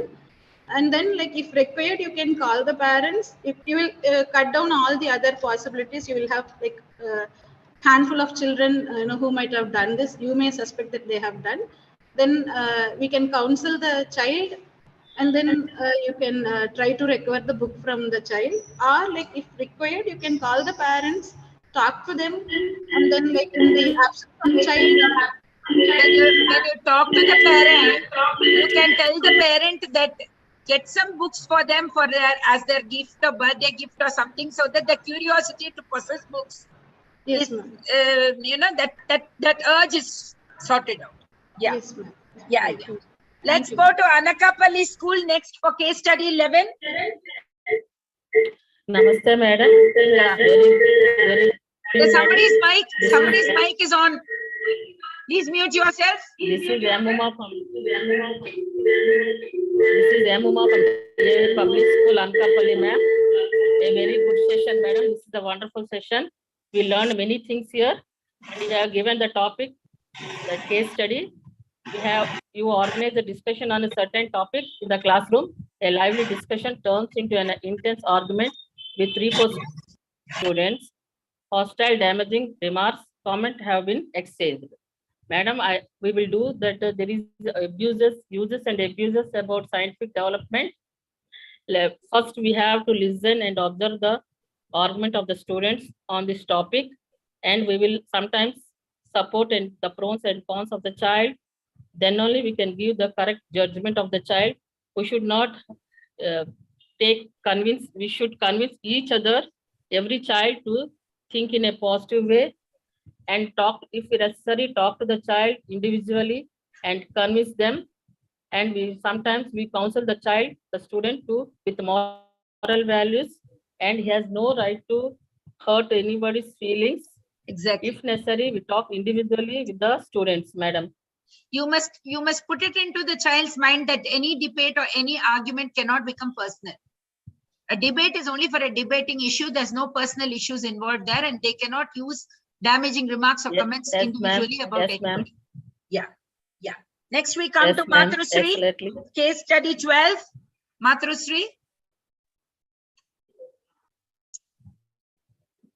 Matrusri, do you hear me? Ma'am, Anuradha here. Yes.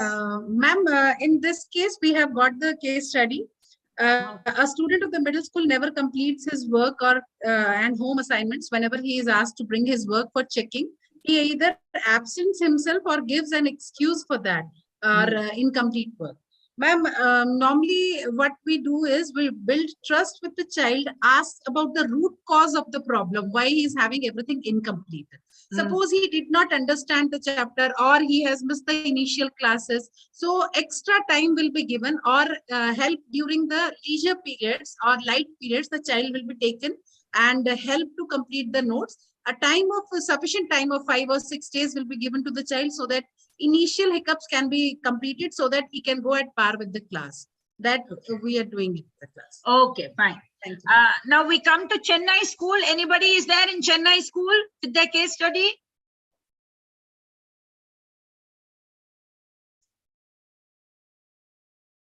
Chennai school.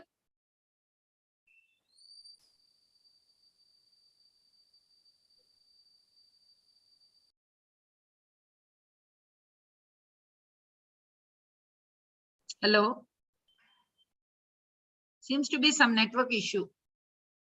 Because there are Chennai teachers, I can view them, but nobody is speaking. Okay, we proceed further. If you have anything, you can put it in the chat box, or you can.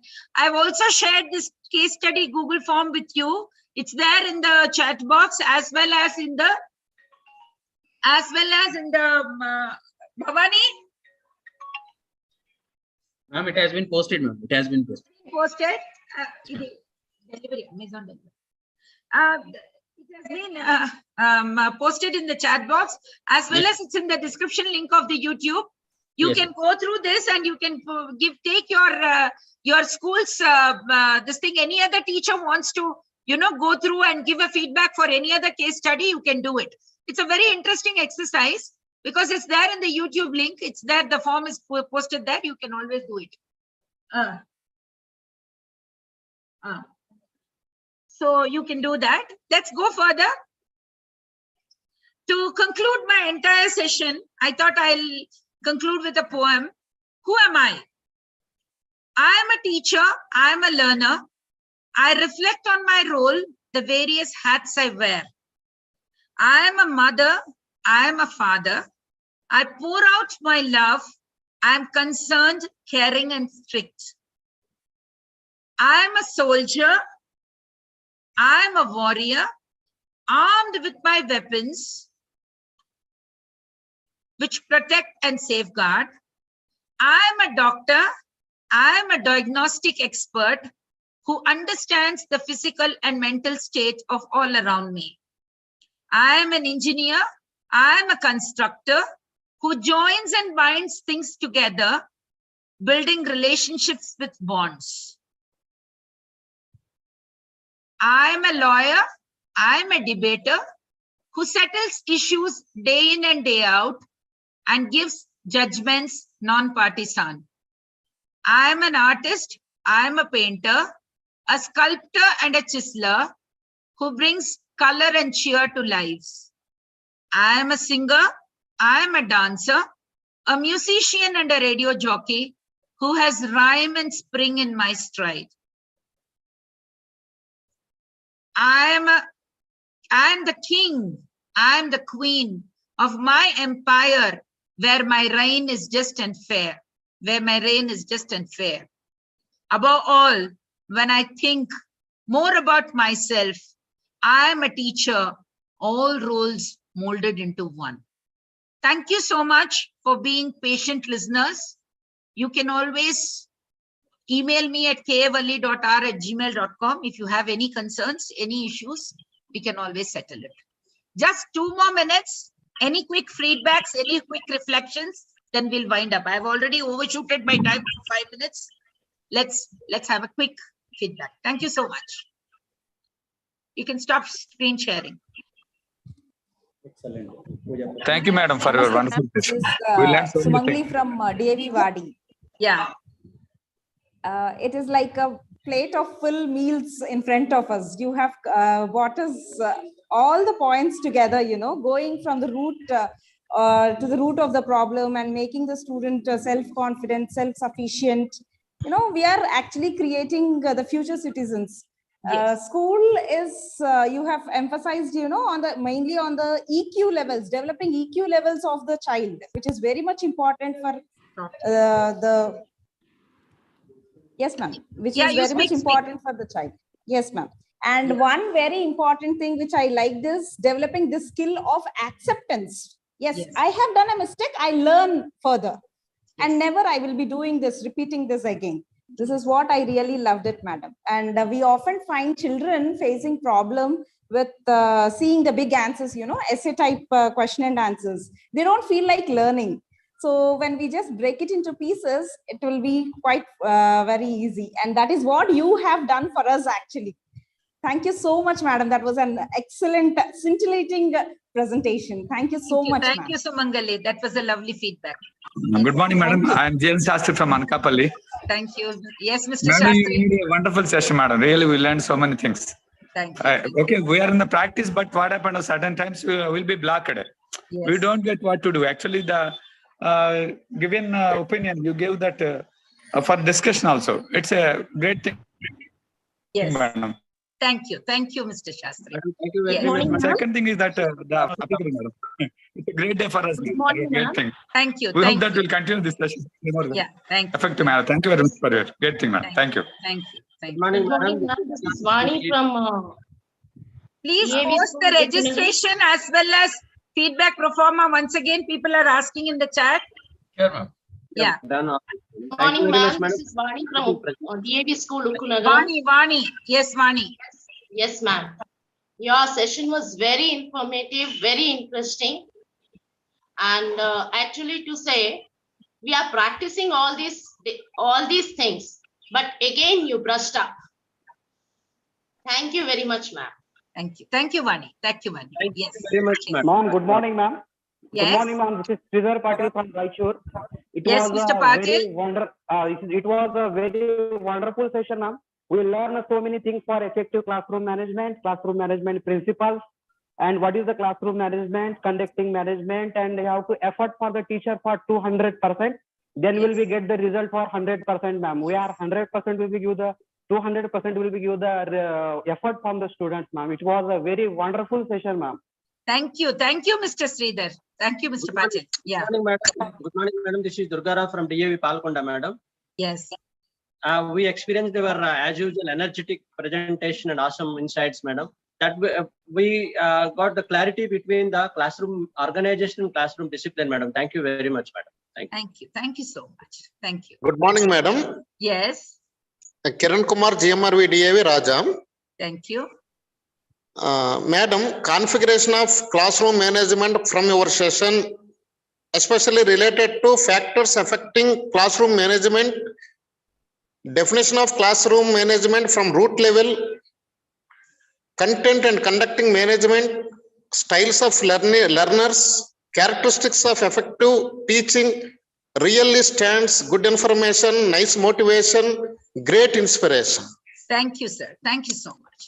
And moreover, principles originated from classroom management from your session, really admirable, audible, and capable. Thank you. Thank you. Thank you, madam. Thank you. Thank you. Yeah. Yes. Ma'am, this is Rajni. Yes, Rajni. Ma'am, I would like to say your presentation was so wonderful. And about your presentation, and I would like to say, like, sweet words are not always true. True words are not always sweet. But no matter what words can say, actions will always tell the truth. And our principal, she is a real taskmaster because she walks what she talks. Like when she asks us to keep on updating ourselves, she's a person who herself always yearns to learn, and one who repeatedly churns knowledge and skills without leaving any stone unturned, and that models us to adapt it. And but she never swore on terms. She never compromises on quality. We all can always find her micro and macro effect on of our actions and words in every aspect of our professional and personal lives. And ma'am, I feel privileged to have you as the head of my institution to work under you, ma'am. Thank you so much. Thank you. Thank you. Yeah. Yes, I think we have to wind up because we are already 10:52. There is the next session. Yeah, somebody? मैं राम हूँ ma'am. Okay, Ram. Actual ma'am आपका जो topic है ना ma'am, वो बहुत ही गंभीर topic है मैम. कोई भी इसके लिए साहस नहीं करता बताने के लिए, लेकिन आपने जो साहस दिखाया और उसमें 100 नहीं 200% सफल हुए मैम आप. और हमको तो पता है आपके बारे में, क्योंकि मैं ज्यादा आपकी कुछ बोलूंगा तो ज्यादा तारीफ करे जैसा हो सकता है, लेकिन हम रजनी मैडम जो बोल रहे थे सही है मैम. आपके अंडर में हम काम कर रहे हैं, हमारे लिए बहुत ही गर्व की बात है ma'am. Thank you. Thank you. Anyone else? Namaste, ma'am. This is Shandini. Ma'am, Yes, namaste. Shandini. Ma'am, first of all, thank you for your wonderful session, ma'am. Still, we are managing classrooms. We are waiting eagerly for your session, ma'am. For your new technique and strategies. And thank you so much for enlightening and motivating us, ma'am. We are so proud that we are working under you, under the guidance of you. Whenever we have a problem, we are approaching you with that problem. You are ready with solving the problem, and your problems will always be there, and there will always be solutions to problems. Yes, we have to have that mindset. We cannot say we should not have problems. We will have problems. Don't approach problems as problems, but as opportunities in which you have a learning experience to grow yourself. That should be your approach to problems. And every problem has a solution. We must only, so these case studies are only triggers to you. See, you can form your own case studies. You can make your own book of case study of every child. I can, if I start speaking about case studies, my 30 years of teaching, I can have a big list made, anecdotal record of case study. You know, that can be done. But that is a learning experience for us, for how we dealt with one case, but same thing. We cannot, every case has to be dealt uniquely, because every case has got its own, the parameters that affect the child. So you cannot make one shoe fits all in every case. No, you cannot do that. Every case is having a unique approach, and we must have that approach for case study. Yes. Thank you so much. Thank I you. think we must call it a day. Ma'am, Yes. the last one. Yes. Wonderful session. You brought NEP into practice. It's not just what we speak. Experiential learning. By giving the case studies, we went into the class. Literally, we just what we would have done. You made us think about that one. Thank you so much. We really thoroughly enjoyed your session. Thank you, teachers. And please, one request to everybody, please join 5 minutes before to your sessions so that the teachers can admit you. See, there's a problem because the master trainers have scheduled their meets themselves. So if you join late, they have to keep admitting you inside. It causes a disruption in their session. And second thing is actively participate during the session. The teachers must feel that you are giving response. See, that is the way you acknowledge the effort of the master trainer. So my sincere request to each one of you is kindly participate in a very, very proactive manner and join 5 minutes early for the sessions so that it's easy for teachers to admit you inside the Google Meet. Ma'am, Satyalakshmi here, ma'am. Yes. Profound respects to you, ma'am. Yes. And today your session was very awesome. And every nuance that has been depicted here by you was so impactful, ma'am. Thank you so much. And the highlight was the case studies that you brought in. Thank you so much for making us aware of many other dimensional questions. Thank you so much. Thank you so much. Namaste, Ma'am Twinkle. I would also like to say 2 lines, ma'am. This was a complete diploma course for all of us for the classroom management, I believe. And the best, part of that children, how do they afraid of the case study based question? But the way you have gave us this input, we can also give such kind of case studies for different, concepts. Make and how case eagerly I was studies waiting. groups and get answers from children. Yes, ma'am. That's when my school name will come and I will, struggle to find out the solution of that. Thank you so much for the input, ma'am. Yes. Thank you.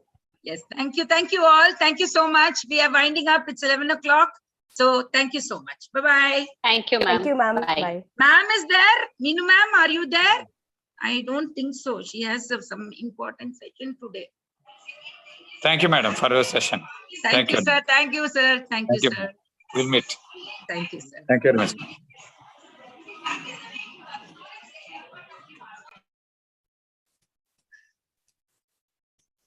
Please leave.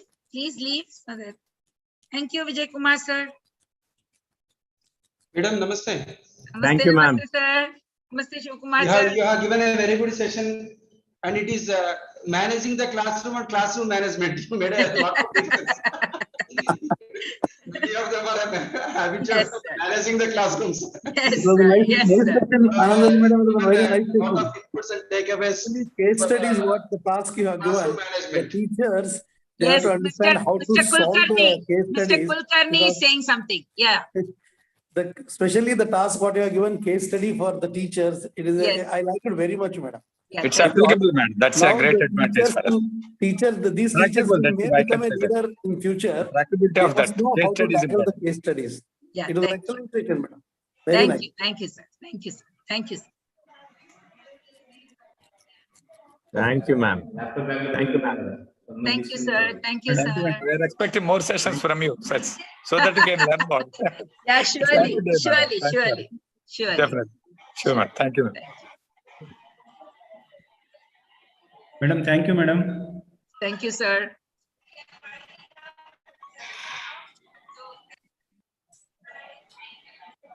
That is nice.